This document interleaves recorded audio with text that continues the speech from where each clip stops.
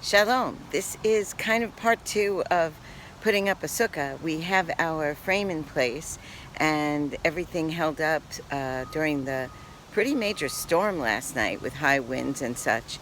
This is the first time that I'm putting the sukkah closer to the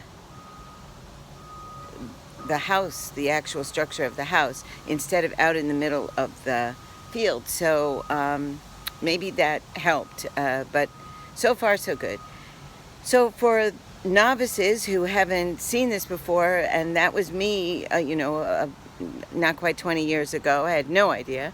So I've learned as I've gone along, and I learned from some of my friends who are not Jewish and have Christmas trees that it's a good idea to store the things that you use to decorate your sukkah in a safe box that is waterproof in case there's a flood in the basement or something, and something that you can see through so that it's easy to identify when it comes that time of year and you want to take out your decorations. So this is the box that I have. How do I change this around? I guess I don't. I'll just do like this. And it has some Christmas tree lights in there. I get them at the end of the season and then put them in my sukkah box. The other thing that we have is what we're going to be putting up in a little while, which is the actual covering that goes around. And that comes in this little bag, just like a little sleeping bag kind of thing.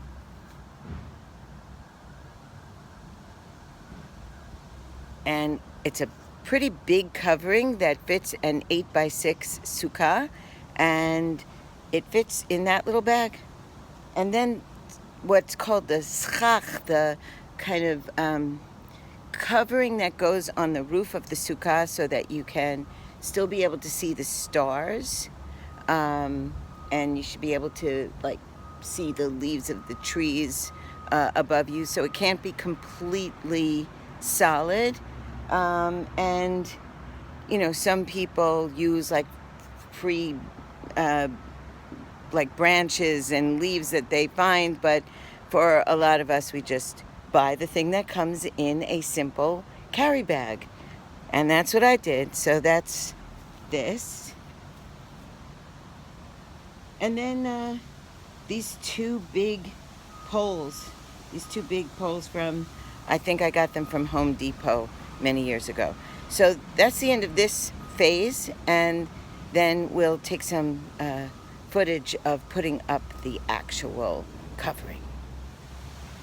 So I think part of the excitement about putting up a sukkah, especially with these materials, is if you were ever in that situation when you're a little kid and they have the parachute and you sit around in a circle and the colored parachute, and you raise it up and you bring it down, and you raise it up and you bring it down, and you see it kind of float around, and you like the rustle of the sound of it. Well, that's putting up the sukkah walls for me, because it's made out of parachute material. And it's really as easy as diapering a baby, a little easier because babies squirm around. A little harder because I have to get up on a ladder to do some of the Velcroing. But we're on our start now. As you can see, I've already attached the corner that has the door over here.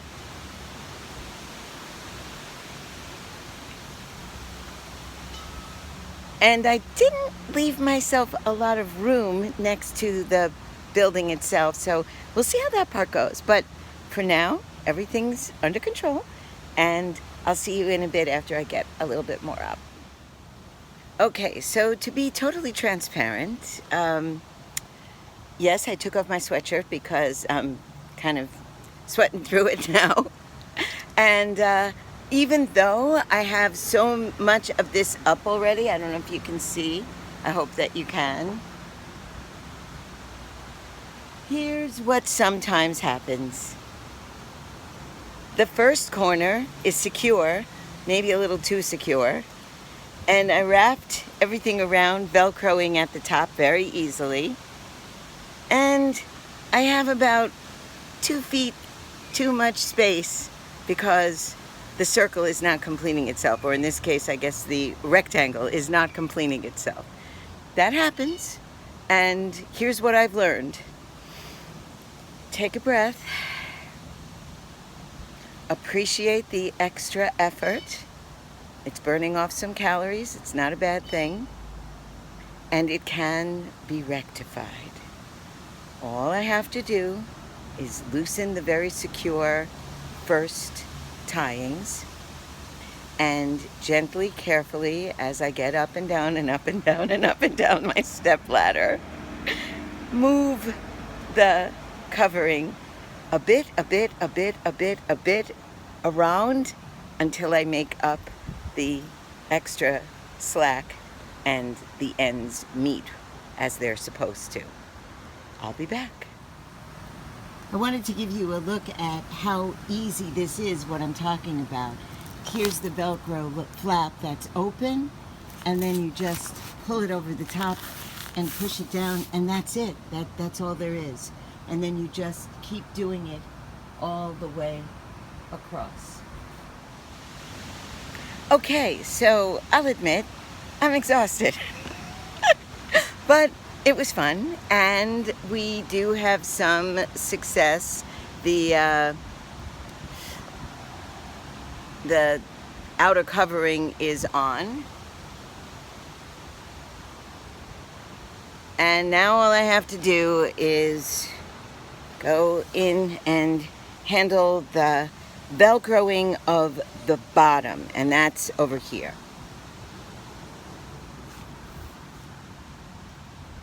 So I'll just go all the way around the bottom and Velcro from underneath the pole, and that will be the end of that, and then it'll be time to decorate, but I may take a break in between now and then. I don't know how I forgot about the schach, but let's put it this way. I just remembered about the schach. So this is a little tricky, and so you may need somebody to help you with this part. Somehow or other, I think just sheer determination, I do this on my own. That and leverage. Anyway, these long boards, if you can see them, those are each going up on those black, like heavy plastic, whatever, holders. And there's another set of those holders on the other side of the sukkah.